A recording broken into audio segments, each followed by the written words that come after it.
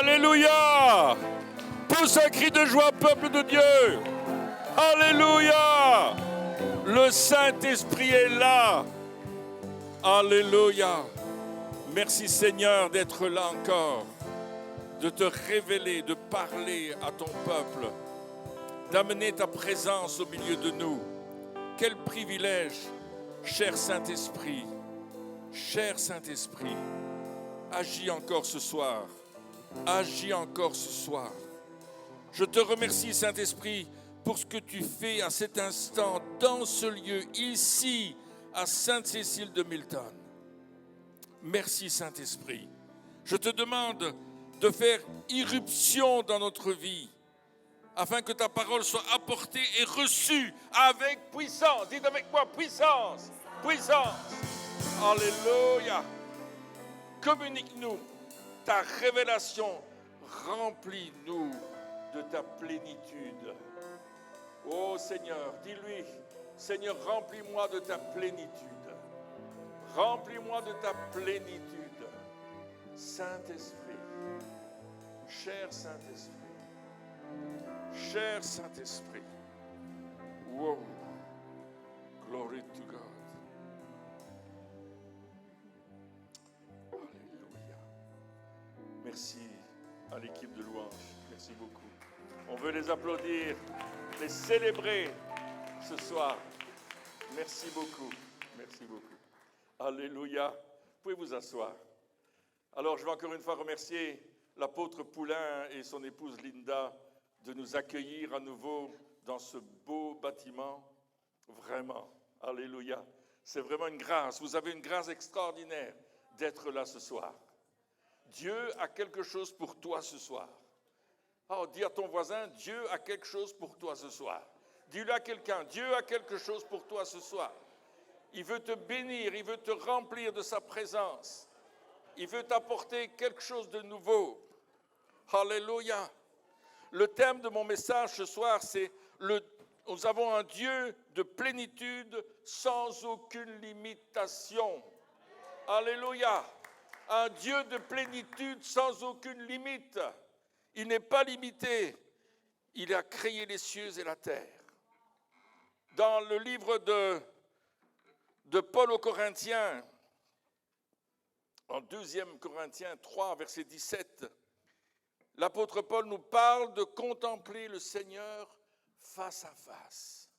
Mes amis, nous sommes dans une période de notre histoire mondiale où le Seigneur veut que nous le contemplions face à face.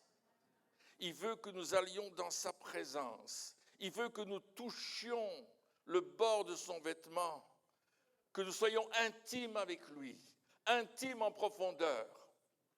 Nous n'avons jamais vécu ce que nous vivons aujourd'hui au point de vue mondial. Les temps sont courts. Nous devons être prêts à recevoir quelque chose de la part du Tout-Puissant. Nous devons être prêts à entrer dans une nouvelle dimension. Arrêter d'être dans cette dimension terrestre, cette dimension terre à terre. Nous sommes là pour rentrer dans le face-à-face avec Dieu, la présence glorieuse de Dieu. Et il dit ceci dans cette lettre aux Corinthiens. Or, le Seigneur, c'est l'Esprit, et là où est l'Esprit du Seigneur, là est la liberté. Ouh! Et dans le verset suivant, il dit, nous tous qui le visage découvert, nous contemplons comme dans un miroir la gloire du Seigneur. Nous sommes transformés à la même image de gloire en gloire, comme par le Seigneur l'Esprit. Dites avec moi, gloire en gloire. Gloire en gloire. Encore une fois, gloire en gloire. Dans cette conférence, nous voulons toucher la gloire de Dieu. Nous voulons pas seulement la voir, nous voulons la toucher, nous voulons la vivre.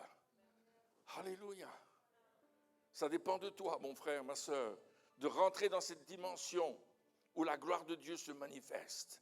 Nous avons eu l'occasion de voir la manifestation de la gloire de Dieu. Nous l'avons eu plusieurs fois. Nous avons vu cette gloire descendre au milieu de nous. Nous avons vu cette nuée dans la salle. On était dans une salle et tout d'un coup, nous faisions une nuit de prophétie. Et on priait, on avait des enseignements sur la prophétie, on prophétisait, on priait pour les gens, on chassait les démons, on priait pour les malades. Nous avons fait une nuit de prophétie, c'était extraordinaire. Et tout d'un coup, il s'est passé quelque chose. Nous étions dans un vieux bâtiment, un vieux temple protestant qui nous avait été prêté. Nous étions là. Et tout d'un coup, il y a quelque chose qui s'est passé dans le fond de la salle. Il y avait comme un brouillard qui était là. Et je me suis dit, on est en Belgique, il y a du brouillard chez nous. Peut-être on a laissé la porte ouverte d'entrée. Mais non, c'était la nuée de la gloire. Et au fur et à mesure que cette nuée bougeait dans la salle, les gens commençaient à se lever, à chanter, à s'exciter. Il y avait quelque chose qui se passait. C'était tellement puissant. Mes amis, c'est ce que nous allons voir aujourd'hui. Il y a un réveil qui s'en vient, qui n'aura rien à voir avec les réveils du passé. Mais c'est maintenant que nous rentrons dedans. Ce n'est pas demain, ce n'est pas la semaine prochaine. C'est aujourd'hui que nous sommes sur les pieds d'être dans un réveil. On doit bouger nos pieds et aller vers la gloire de Dieu, contempler face à face notre Seigneur. Et c'est ce que nous voulons vous apporter pendant cette conférence. La gloire de Dieu. Nous avons vu des paillettes d'or descendre dans la salle. Tout d'un coup, les gens étaient couverts de paillettes. Et les gens venaient me demander, mais qu'est-ce qu'on fait avec ça? Je dis, j'en sais rien. C'est un phénomène surnaturel. Je ne peux pas l'expliquer. Alors il y avait un de mes amis pasteurs qui un jour est venu me voir. Il m'a dit, Pierre, moi je t'ai critiqué pour les paillettes d'or. Parce que je trouvais que ce n'était pas normal. Et c'était sûrement un truc que tu avais. Je dis, écoute, je n'ai pas de truc moi là-dessus. Et il dit, mais le dimanche matin, j'étais en train de prêcher. Et alors que je prêche dans mon église, une église pentecôtiste traditionnelle, ma Bible se couvre de paillettes d'or. Mon pupitre se couvre de paillettes d'or. Je suis moi-même couvert de paillettes d'or. Il dit, mais qu'est-ce que c'est que ça? Et il regarde autour de lui, il dit, mais qui c'est qui a fait ça? Et puis les gens le regardaient, ils disent, mais qu'est-ce qui se passe? Pasteur, vous êtes couvert de paillettes d'or. Alors il est venu me trouver, il m'a dit, Pierre, je te demande pardon parce que je t'ai critiqué. Je croyais que tu inventais un truc. Et puis j'ai dit, moi, je n'ai jamais rien fait. Elles sont arrivées toutes seules. Attendez-vous à voir des choses comme ça? Avec Monsieur Chevalier qui est avec nous, qui est l'honneur de vous avoir, Monsieur Chevalier, merci beaucoup. On était en Nouvelle-Calédonie. Et on faisait une conférence là-bas, c'est bien loin dans le Pacifique, après l'Australie. Vous tournez à gauche un petit peu, c'est là. 24 heures de vol depuis l'Europe. Et on était là dans ce pays. Et puis alors que nous sommes dans ce pays-là, on fait une conférence de gloire et les gens rentrent chez eux et puis ils vont pour se laver et ils sont couverts de paillettes. Il y en a partout. Alors ils reviennent le lendemain, ils nous disent, on a des paillettes partout. Pasteur, qu'est-ce qu'on fait avec ça? On dit merci Seigneur. C'est une manifestation, c'est un signe de la gloire de Dieu. Et c'était tellement fort que pendant plusieurs jours d'affilée, on est resté dans le même bâtiment. Il y avait plus de 1000 personnes dans ce bâtiment. Il faisait chaud, mes amis. L'air climatisé était mis, mais ça ne changeait rien. Tellement il faisait chaud dehors, 40, 45 degrés. Et à l'intérieur, c'était un peu plus frais, 35. Mais on avait chaud. Mais la puissance du Saint-Esprit était là et elle s'est manifestée par des signes, des prodiges et des miracles. Des gens ont donné leur vie au Seigneur. Beaucoup sont revenus à Jésus. Les gens venaient des îles aux alentours. Ils venaient de Haïti aussi. Il y avait des gens qui étaient partout et qui disaient, mais je suis revenu à Jésus ce soir. La puissance de Dieu est descendue dans ma vie. Il y a quelque chose qui s'est passé et je veux suivre le Seigneur. Face à face, dans la gloire. Recevoir la gloire. La manifestation de Dieu va être tellement puissante que les gens autour de nous vont venir nous regarder en disant, vous n'êtes pas normal, il y a quelque chose qui brille. Ils vont croire que nous sommes des extraterrestres. Et nous le sommes. Alléluia, en Jésus-Christ, nous le sommes. Nous ne sommes plus les mêmes personnes. Un dimanche matin, quelqu'un vient me voir et dit, pasteur, j'ai un problème, il y a plein de plumes. Et elles sont toutes sortes de couleurs, des vertes, des rouges, des blanches. Il y en avait plein. Monsieur Chevalier était là d'ailleurs, Michel. Et on a vu ces plumes qui étaient là. Et les gens disent, mais il y a quelqu'un qui a dû casser son édredon et les plumes ont volé partout. Mais on en trouvait partout. Et quand les gens faisaient le ménage dans l'église, ils disaient, pasteur, on a trouvé plein de plumes. Qu'est-ce qu'on fait avec? Je dis, je ne sais pas. Mais je ne sais pas si c'est des anges qui ont perdu leurs plumes, j'en sais rien. Mais c'est quelque chose qui s'est passé. La gloire de Dieu, la manifestation de la gloire de Dieu. Une autre traduction de ce texte dit, or le Seigneur c'est l'Esprit, et là où est l'Esprit du Seigneur, là est la liberté, l'affranchissement, la servitude, la liberté. Et nous tous, le visage non voilé, parce que nous continuons à contempler dans la parole de Dieu, comme dans un miroir, la gloire du Seigneur. Mes amis, la parole de Dieu va être remise à jour comme jamais. Comme jamais. Non pas pour la lire simplement, mais pour recevoir la révélation. Je prophétise que lorsque vous allez lire la parole dans les semaines, les jours, les semaines qui suivent, vous allez avoir des révélations. Mais pour ça, il faut ouvrir votre Bible. Et un de mes amis disait, la Bible, c'est comme un parachute. Elle te sauve si tu l'ouvres. Amen. Et nous devons en prendre. Alléluia. Vous allez la retenir là. Si nous n'ouvrons pas la Bible, si nous ne cherchons pas dedans, on ne va pas trouver cela. Nous avons un Dieu qui n'a pas de limite. Pas de limitation. Aucune limite. Aucune limite. Oh, j'aimerais que vous receviez ça. C'est pour ça que Jésus va dire dans Marc, au chapitre 9 et au verset 23, « Tout est possible à celui qui croit. » Dites-le avec moi. « Tout est possible à celui qui croit. » Est-ce qu'il y a des gens qui croient ici? Alors tout vous est possible. Parce que Dieu n'a pas de limite. Vous croyez dans un Dieu qui est puissant, qui est grand, qui est extraordinaire. Il a créé les cieux et la terre. Il a dit et les choses sont arrivées. Sa pensée est au-dessus de notre pensée. Ses voies sont au-dessus de nos voies. Alléluia. Pas de limite. Aucune limite. Aucune limite. Dans la guérison, c'est la même chose. On a prié pour une dame, pas plus tard que dimanche passé, je pense, Christine, ou le dimanche d'avant. On a prié pour une dame qui avait la maladie de Parkinson. Elle s'est avancée lors de la prière et elle tremblait. Ses mains tremblaient. C'était terrible. Tu ne peux même pas tenir ta tasse de café, elle est vide avant que tu la mettes dans la bouche. Tout est renversé. On a prié pour elle. À la fin de la réunion, plus aucun tremblement. Alléluia. Terminé. Quelques jours plus tard, elle nous a écrit, elle a écrit à Christine, elle a dit, « Christine, je suis complètement guérie, je ne prends plus mes médicaments, je suis guérie, je ne tremble plus. » Wow! Ça, c'est le Dieu qui n'a pas de limite. C'est le Dieu qui n'a pas de limite. Alléluia. Nous servons un Dieu qui n'a pas de limite. C'est notre foi qui le limitons. Le peu de foi que nous avons, nous limitons Dieu. Mais Dieu, lui, il est immense. Il est partout. C'est un Dieu de plénitude. Plénitude. Alléluia. Aujourd'hui, on est dans la dispensation du Saint-Esprit. La personne du Dieu, le Saint-Esprit. Et ce qui est extraordinaire, c'est que le Saint-Esprit, il est toujours en mouvement. Le Saint-Esprit, on le représente par une colombe. C'est jamais qu'un symbole. Mais une colombe, ça ne reste pas sur une branche, ça vole. C'est-à-dire que le Saint-Esprit, il se meut, il bouge au-dessus de tout l'univers. Il est partout, il agit partout.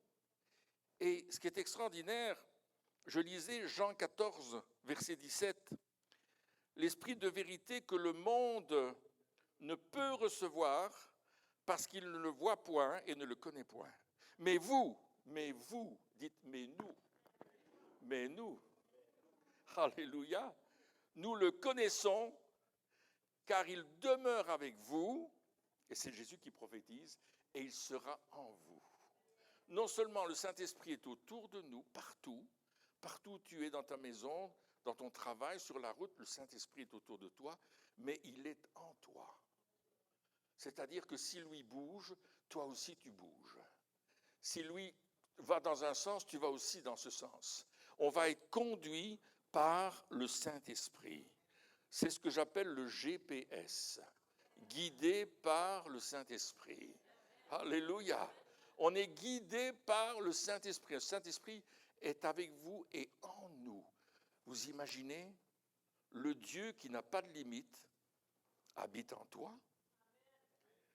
Oh, tu devrais écrire un chant là-dessus, pasteur. Le Dieu qui n'a pas de limite habite en moi. Alléluia! Jésus prophétise. Il prophétise acte 2. Lorsque le Saint-Esprit est descendu sur tous les croyants pour demeurer en eux, c'était un moment spectaculaire. Mes amis, on parle du spectacle, mais c'était spectaculaire.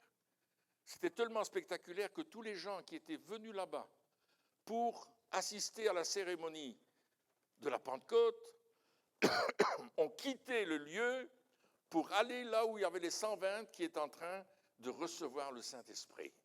Le Saint-Esprit va attirer les âmes. Le Saint-Esprit va attirer les âmes. Plus tu vas être proche du Saint-Esprit, plus tu verras les âmes venir et se coller à toi parce qu'ils vont dire, mais tu as quelque chose d'autre.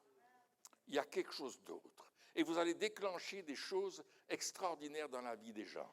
Vous allez déclencher des tsunamis dans leur vie. On était dans l'avion, 30 000 pieds. Et voilà qu'il y avait une dame américaine à côté de moi, une militaire, et je parlais avec elle, je lui demandais, tiens, elle avait un notebook, alors je lui dis, qu'est-ce que vous lisez dans le notebook? Je commence à parler avec elle, et j'essaie d'entamer une conversation pour lui parler de Jésus.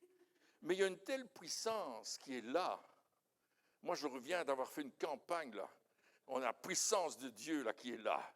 Tu as l'envie, ça boue en toi. Le Saint-Esprit boue. Et cette femme est en train d'écouter ce que je dis. Tout d'un coup, elle dit, monsieur, je dois aller aux toilettes. Et comme je suis assis sur le bord de la chaise, de l'avion, de la rangée, je m'écarte pour qu'elle passe. Et puis la dame est par terre. Elle est par terre, près des toilettes. Attendez, parce que j'ai un problème de bouchon, là.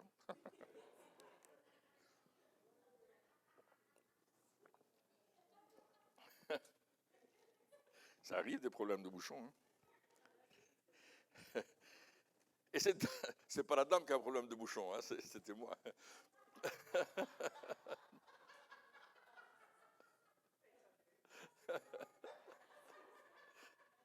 Ça vous fait rire, mais le Saint-Esprit va vous faire rire aussi. Hein. Attendez-vous à rire de l'Esprit ce soir. Alléluia. Et alors que cette dame est là par terre, près des toilettes, il y a quelqu'un qui dit, monsieur, votre femme est par terre. Je dis, c'est pas ma femme. Et je m'approche d'elle, et quand je m'approche, les yeux de cette femme s'ouvrent grands, et je dis, oh, vous connaissez l'expression HLM, habitation à locataires multiples. Elle a payé un billet d'avion, mais ils sont plusieurs à l'intérieur.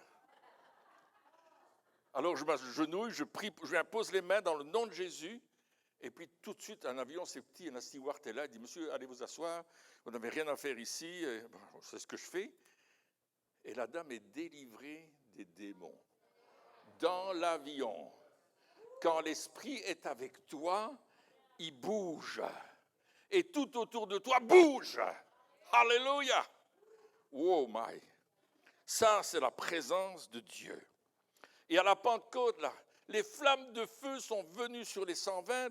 Il y a eu un vent violent. Ils ont commencé à parler en d'autres langues, des langues connues et inconnues, les langues des anges et les langues de gens qui étaient là. Et ils parlaient des merveilles de Dieu. C'était tellement puissant que les gens disent, mais il faut qu'on change de vie. Et Pierre a fait le plus beau discours qu'il n'a jamais fait. 3000 personnes se sont données au Seigneur. Alléluia. Quand le Saint-Esprit est là, mes amis, les gens donnent leur vie à Jésus. Les gens sont guéris. Les gens reçoivent quelque chose. C'est pour ça que moi je crois dans un réveil de gloire et de guérison. Guérison de l'âme, guérison de l'esprit, guérison du corps. Beaucoup d'hommes et de femmes sont souffrants dans leur esprit, sont comment dire, presque dément quelque part. Mais Dieu veut les guérir, les délivrer. Il est puissant pour le faire. Les gens sont dans la déprime, les gens ont peur du lendemain. Nous, en Europe, avec les guerres qui sont près de chez nous, les gens, ils paniquent. Hein? Alléluia. Il dit, qu'est-ce qu'on va faire? Comment est-ce qu'on va vivre? Le prix du carburant augmente. La vie devient chère.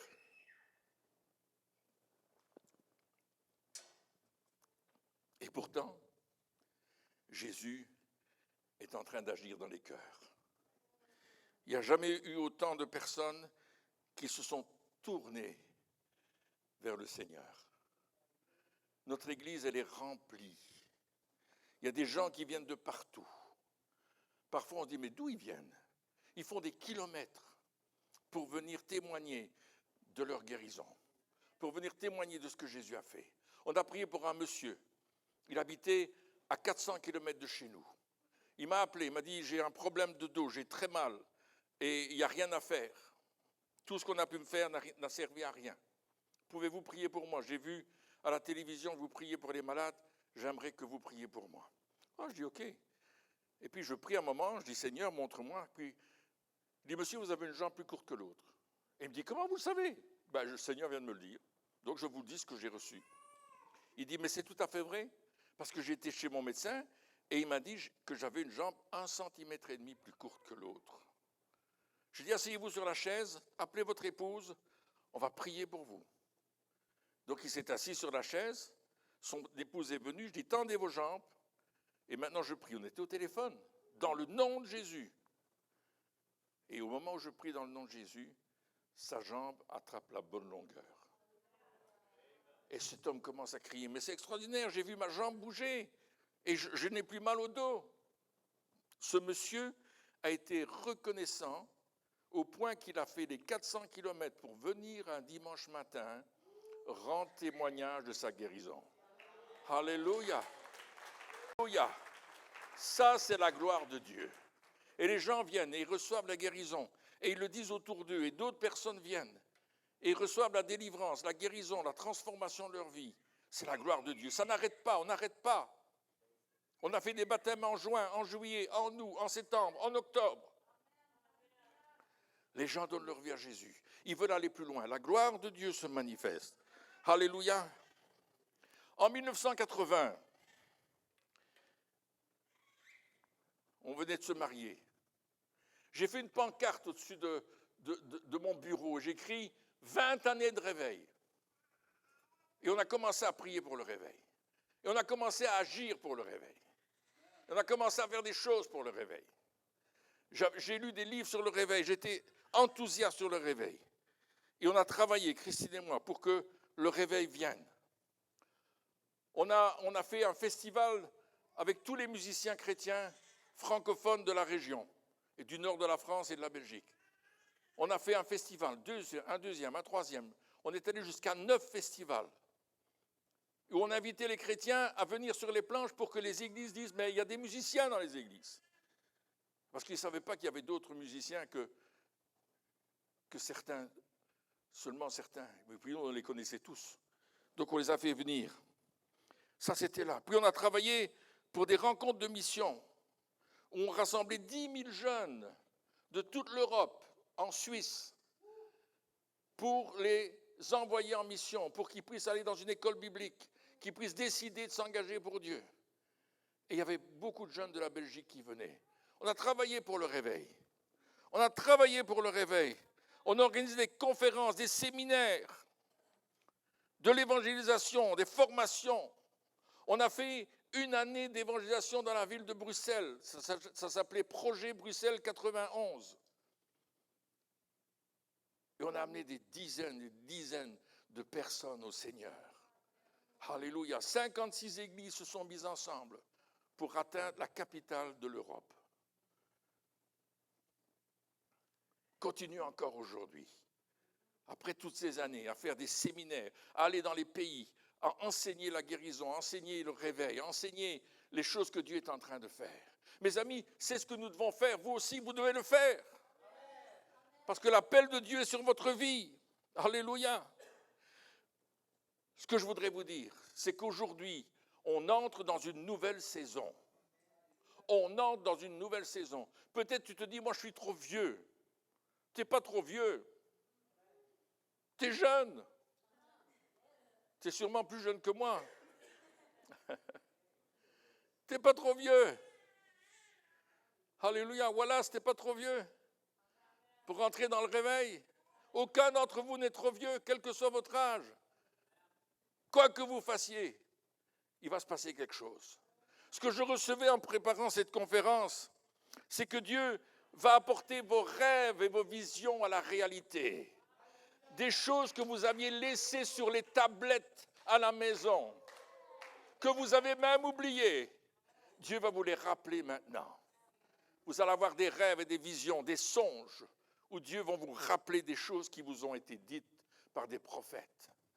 Et que vous avez dit, ouais, c'est bien, mais ce n'est pas pour moi. Et vous avez mis de côté, mais aujourd'hui, Dieu va les ressusciter. Dieu va commencer à donner un renouveau dans votre vie. Nous avons un Dieu qui n'a pas de limite. Est-ce qu'il est capable de le faire? Alléluia. Il va le faire pour toi, mon ami.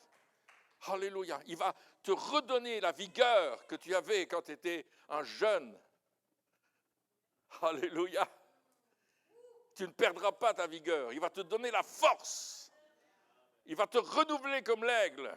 Il va te faire monter dans les hauteurs. Et tu vas voir la gloire de Dieu. Merci pour les alléluia. Alléluia. Moi, je serai à votre place, je me mettrai à côté de mon banc et je commencerai à dire oh. Alléluia. La gloire de Dieu, mes amis. C'est ce que nous allons voir. Oh, Dieu va te ramener ça. Alléluia. Dieu va réactualiser ce que tu as reçu il y a bien des années.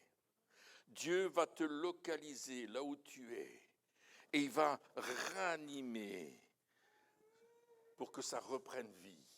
Comme dans la vision d'Ézéchiel, chapitre 37. Vous vous souvenez de cette vision? Il est dans la vallée des ossements desséchés. Et peut-être que toi aussi, ta vision, elle est comme un ossement desséché. Peut-être que tu dis, ah, c'est mort, j'aurais dû le faire plus tôt, je regrette. Et la question que Dieu pose à Ézéchiel, dans Ézéchiel 37, 3, « Fils de l'homme, ces os pourront-ils revivre ?» Et Ézéchiel, soit il est sage, soit il ne l'est pas, mais il répond, Seigneur, éternel, tu le sais. Et peut-être cette prophétie que tu as reçue à 10 ans, 20 ans, 30 ans, 40 ans, est-ce que cette prophétie peut revivre? Est-ce que cette parole que j'ai reçue peut revivre? Est-ce que je peux à nouveau rentrer dedans? Pourra-t-elle revivre aujourd'hui? On a un Dieu sans limite. Dans Éphésiens chapitre 1, versets 22 et 23, il est dit, « Il a tout mis sous ses pieds. » Il a tout mis sous ses pieds. Et il l'a donné comme chef suprême à l'Église. Chef suprême, au-dessus de tout. L'Église qui est son corps, la plénitude de celui qui remplit tout en tous. Nous sommes remplis, mes amis, de la présence et de la puissance des richesses de Dieu. La plénitude. La plénitude. Dites avec moi, la plénitude. J'ai reçu la plénitude. J'ai reçu la plénitude. J'ai reçu la plénitude de Dieu. Il est en moi. Alléluia. La plénitude. Ça ne laisse de place pour rien d'autre que la plénitude. Quand tu es plein, tu es plein. Alléluia. Quelqu'un est allé au restaurant il n'y a pas longtemps et après avoir mangé, il a dit « Ah, je suis plein maintenant. » Ça vous est arrivé? Mais cette plénitude de Dieu, elle est beaucoup plus grande. Elle est encore plus grande. Et alors, c'est le moment où on va réaliser ce que Jésus a dit. En réalité, dit Jésus, en vérité, je vous le dis, celui qui croit en moi fera aussi les œuvres que je fais et il en fera même de plus grandes. Alléluia. Est-ce que vous croyez ça? Jésus nous promet qu'on va faire les œuvres qu'il a préparées pour nous. Et il en fera même de plus grandes. Ouh! Ah, dis ça, c'est pour moi. Hein. Est-ce que c'est pour toi? Tu dis ça, c'est pour moi. Hein. Dis-le. Ça, c'est pour moi. Tape sur ta poitrine, dis ça, c'est pour moi. Je vais accomplir ces œuvres-là. Je vais les faire. C'est le temps, c'est le moment, c'est l'instant, c'est maintenant. C'est pas plus tard, c'est aujourd'hui. Peuple de Dieu, tu es dans le moment de Dieu, le temps de Dieu. Le temps éternel de Dieu. Tu n'es pas seulement dans le temps chronos ou kairos, tu es dans le temps aïnios, c'est-à-dire beaucoup plus grand, éternel. Le chronos, vous avez tous une montre et on regarde notre montre. Il est tard. Est-ce qu'on va continuer longtemps encore? Ça, c'est le chronos. Le kairos, c'est le temps où Dieu va intervenir. Et il intervient maintenant. Maintenant dans l'humanité. Ce que vous voyez à la télévision sur la guerre en Ukraine, en Israël, dans le Haut-Karabakh, etc., c'est maintenant. Parfois, les gens ils disent, mais c'est pas Dieu. Dieu est maître des temps et des circonstances. Dieu façonne l'histoire. Dieu transforme les choses de l'histoire. Il est tout puissant pour tenir les choses en main. Parce qu'il prépare son retour. Parce qu'il prépare l'histoire. Oh, j'avais tout un sermon, peut-être je vous prêcherai demain, sur Daniel, le prophète. Mais mes amis, ce soir, est-ce que tu es prêt à faire l'œuvre que Jésus te demande de faire? Ne dis pas, ça c'est pour mon épouse ou c'est pour mon époux. Oh, lui, il peut le faire, moi je ne peux pas. Non, non, non, non, non, non. Ce n'est pas par ta puissance, c'est par ta force, c'est par le Saint-Esprit. Ne fût-ce qu'amener une personne au Seigneur cette année, avant la fin de l'année, là, il reste quelques mois, priez pour une personne pour qu'elle se donne à Jésus, parce que Jésus accélère les temps. Jésus accélère le temps. Il est le Dieu d'éternité. Alléluia, c'est son temps à lui. Nous devons entrer dans le temps aïnios de Dieu, dans le temps de l'éternité. C'est plus le temps terrestre. C'est plus le moment où Dieu agit. C'est la dimension de Dieu qui est éternelle. La dimension de la plénitude. J'aimerais que votre intelligence s'ouvre à cette révélation. Dieu veut t'amener dans la dimension de sa plénitude. J'étais en train de prier et à un certain moment, je me suis retrouvé au ciel.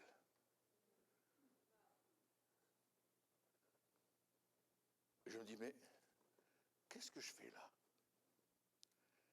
J'étais quelque part, je sais que Dieu était là, je sais qu'il y avait des anges, et je voyais plein de gens qui étaient devant le trône.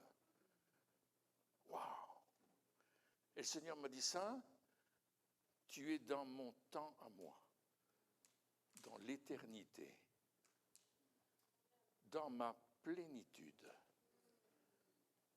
Cette conférence est une conférence de la plénitude. Ni plus, ni moins. C'est là qu'on doit aller. C'est là qu'on doit se tourner vers Dieu. C'est le temps que notre manière de penser change. Dieu dit, mes pensées ne sont pas vos pensées, mes voix ne sont pas vos voix. Autant les cieux sont élevés au-dessus de la terre, autant mes pensées sont élevées au-dessus de vos pensées et mes voix au-dessus de vos voix. C'est-à-dire, il y a plus haut. Et Dieu nous dit, monte plus haut. Viens plus haut dans ma présence. Alléluia. Seigneur, je prie simplement, humblement devant toi. J'ai apporté un message, je sais qu'il est dérangeant, il n'est pas traditionnel, mais je sais une chose, c'est que tu vas conduire mes frères et sœurs dans cette plénitude de ta présence. Souffle, Saint-Esprit. Souffle, Saint-Esprit. Je te demande, Père, de déployer des anges dans ce lieu encore plus. Merci. Merci pour les anges. Merci, Seigneur. Viens toucher les vies. Sers-toi de tes serviteurs, de tes servantes. Agis. Agis.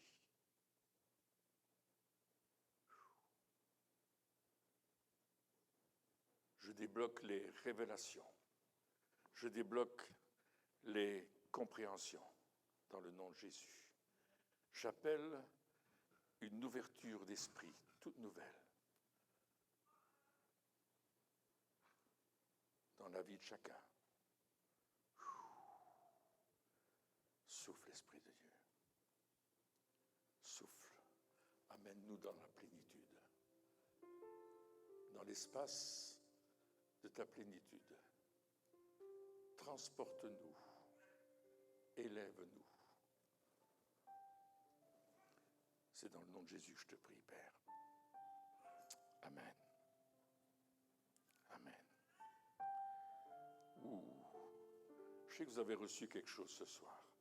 La conférence va continuer. L'apôtre Poulain va apporter un message et Michel Chevalier aussi est en train de prier. Demain, on aura d'autres orateurs comme prophétesse Kessie et son mari Gilles Comtois de Saint-Hubert. On aura Rabbi Gennady et son épouse Lana qui sera là aussi. Demain, on va prier pour les besoins. 14 heures. Vous pouvez apporter votre lunch et manger sur place. Il y a des places dans le sous-sol. Donc, vous pouvez prendre votre lunch. Dites-le à ceux qui ne sont pas venus et qui voudraient venir demain, qui viennent à 14 heures, peuvent manger leur lunch. Mais on va continuer. Demain, il y aura quelque chose de plus. Il y aura quelque chose de plus grand, quelque chose de plus fort. Alléluia. Je sais que vous avez reçu quelque chose, mais on va continuer. On va prendre un temps d'offrande ce soir. Amen. Pasteur Poulain, est-ce que je peux vous demander de faire l'offrande et puis de continuer par... J'appelle l'homme de la maison à venir ce soir. Est-ce qu'on peut l'accueillir, s'il vous plaît? Alléluia.